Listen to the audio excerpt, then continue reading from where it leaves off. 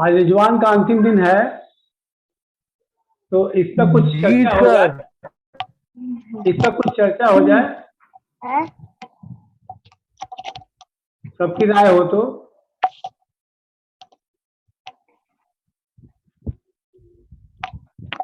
Hello, छोड़ो उसको, छोड़ो उसको, सुन पा छोड़ो उसको। सुन पा रहे हैं आप लोग?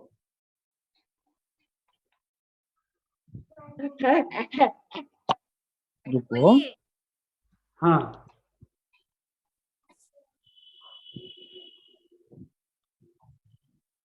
मित्रों, आप सभी लोग जानते हैं कि ये रिजवान पर पूरा 12 दिन का था। जो बाग रिजवान में जो नजीब पाशा एक बावला के बहुत करीबी थे, मित्र थे बगदाद में, उन्होंने अपने बाग को दिया था।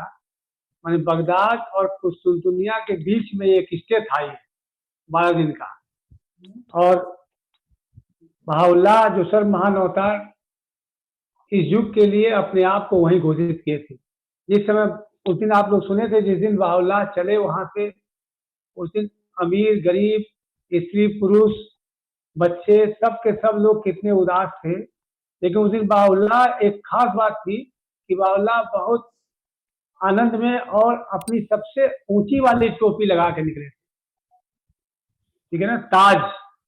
वो ताज उनका 40 वर्षों तक वो ताज रहा, वही ऊंचाई और वही कर। ठीक है। और बहुत आनंद में आए, और बहुत आनंद के क्षण बहाउल्लाह के, जो दिव्यात्मा बाप के लिए आनंद का क्षण कहा जाता है, जब सिराज में बहाउल्लाह आए थे, अरे बाप आए थे पुनः होली लैंड से, वहां से लौट के तीरथ करके। और बहाउल्लाह का जो सबसे आनंद का क्षण रहा वो बाग रिजवान था। तो बाग रिजवान में बहुत सारे बातें हुई। पहले दिन उन्होंने घोषित किया अपने आप को, 9वें दिन अपने पूरे परिवार लोग वालों के साथ घोषित किया। और आज जब सब लोग जुटे और आज उनकी विदाई है, तो आज के लिए लिखते हैं कि उस दिन आज राजा की तरह निकले थे। सोगी अफेंदी गार्ड पासिस बाई में लिखते हैं कि 2 तारीख को, 3 तारीख उसमें लिखा, मैं 2 तारीख को, कोई कुछ बोल रहा कि 2 मई को मध्यान्ह में रिजवान उपवन से बहाउल्लाह का प्रस्थान ऐसे कोलाहलपूर्ण दृश्यों का साक्षी हुआ जो बगदाद में उनके अपना परम महान गृह छोड़ते समय उपस्थित हुए दृश्यों जैसे ही भव्य और उनसे भी अधिक हृदय स्पर्शी थे। बहाउल्लाह का, अब बगदाद का सब लोग वाकया जानते हैं कि कितना हृदय स्पर्शी था, कि एक 4 साल का बच्चा उनका जाके कपड़ा पकड़ लेता है और रो के कहता आप मत जाइए। ऐसे ही कुछ यहां भी था। कहते हैं हमारे मनों में एक प्रत्यक्षदर्शी ने लिखा, है कि हमारे मनों में जमघट दिवस, न्याय दिवस से जुड़ी भारी हलचल हमने उस अवसर पर देखी।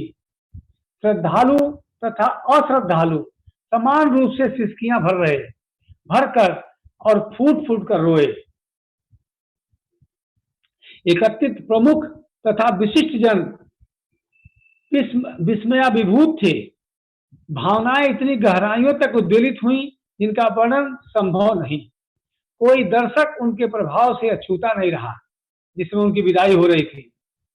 अपने यश पर सवार जो सर्वोत्तम नस्ल का लाल गर्रा सांड था, इसे उनके लिए उनके प्रेमी जन यथोत्तम खरीद सके और अपने पीछे श्रद्धावत प्रशंसकों का जन समुदाय छोड़कर वह कांस्टेनोपल नगर की यात्रा के प्रथम चरण पर आगे बढ़े। बहुसंख्यक थे वे शीश जो उस स्मरणीय घटना के स्वयं एक साक्षी नवीन वर्णन करते हैं, जो हर ओर से उनके घोड़े के पैरों पर धरती तक झुक गए, उसके सुमों को चूमा। और अगणित थे वे जन जो उनकी रकाबों को सीने से लगाने को भीड़ में आगे बढ़े। कितनी विशाल थी स्वामी भक्ति के उस मूर्तिमंत स्वरूपों की संख्या। एक सहयात्री प्रमाणित करता है जिन्होंने अपने आप को उस युद्धाश्व के आगे डालकर अपने परम प्रिय से वियोग की अपेक्षा मृत्यु को बड़े माना। वो सोचता था कि हम मर जाए, बल्कि इससे बढ़िया ये न जाए। मेरा विचार है कि उस आशीर्वादित अश्व ने उस शुद्ध हृदय आत्माओं के शरीरों को रौंदा नहीं, बचा के घोड़ा निकल गया।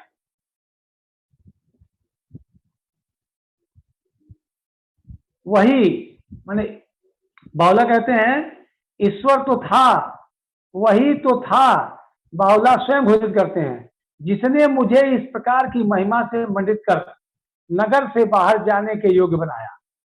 बावला स्वयं इस बात को प्रमाणित किए हैं कि ईश्वर ही था जो बगदाद से बाहर निकलते वक्त हमको इतना महिमा मंडित किया,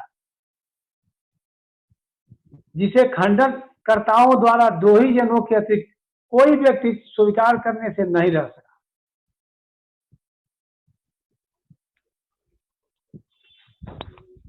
बहुत सारा उसमें कहानी है कि जब ये निकले तो कितना कैसा कैसा माहौल रहा। कहते हैं कि एक और संदर्भ बताएं, रिजवान उपवन से बाहुल्लाह जब प्रस्थान कर रहे थे, उसी समय बाहर अजान की पुकार हुई। आपको पता है जिस दिन बाहुल्लाह रिजवान गार्डन में इन किए थे, उस समय भी अजान हुई थी, अल्लाह अकबर, शाम की अजान, और उसके बाद उन्होंने डिक्लेयर किया था।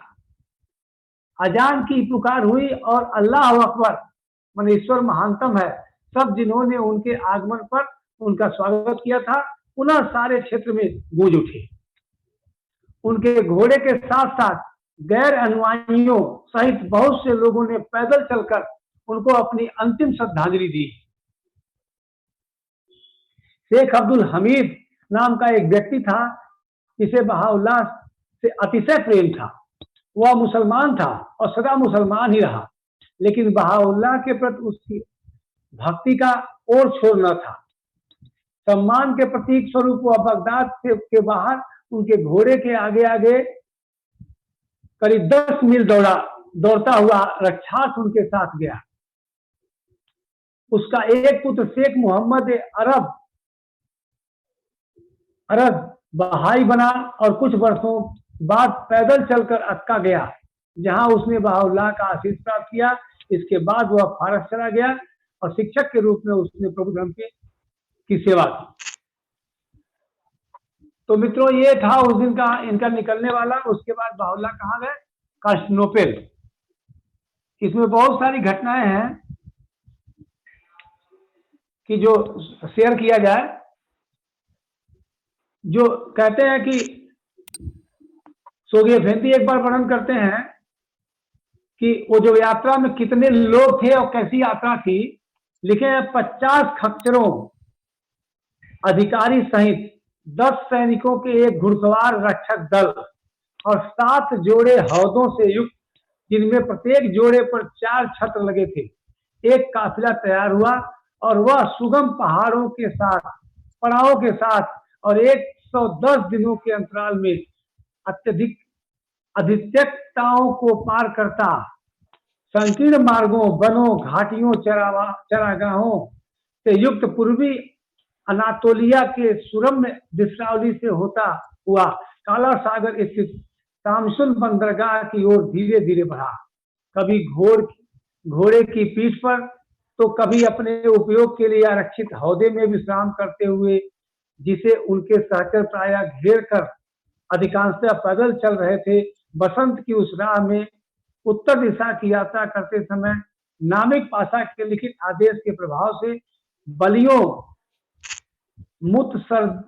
मुतसर्रिफों, कायम मकामों, मुंजीरों, शेखों, मुफितयों तथा काजियों और उनके मार्ग में पड़ने वाले क्षेत्रों के सरकारी अधिकारियों तथा लब्ध प्रतिष्ठित जनों द्वारा उनका सोत्साह स्वागत किया गया।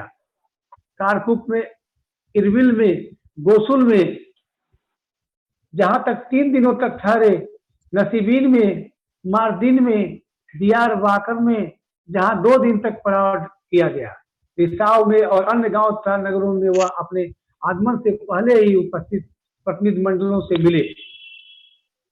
मैं जहां जहां मिलते थे वहां ऑलरेडी सब लोग डेरा डाल के रुके रहते थे उनके स्वागत के लिए, और वहां कुछ दिन रुक रुक के उनको उनका आनंद बढ़ाने के बाद ये आगे वाली यात्रा करते थे। उसी समय एक प्रतिनिधिमंडल उनके प्रस्थान के समय उनके साथ कुछ दूर तक जाता था।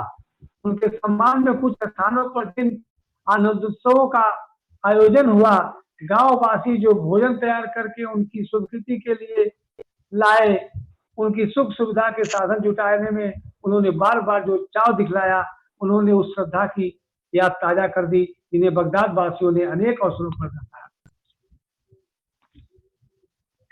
तो ये थी बाहुला की यात्रा, जो सबसे मैंने कुरान में इसकी प्रोफेसी भी है कि एक लंबी यात्रा होगी, और ये यात्रा थी जो बाहुला उस दिन गए। ठीक है, तो इसके साथ फिर पुनः एक बार रिजवान की बधाई आप सबको, धन्यवाद, थैंक यू।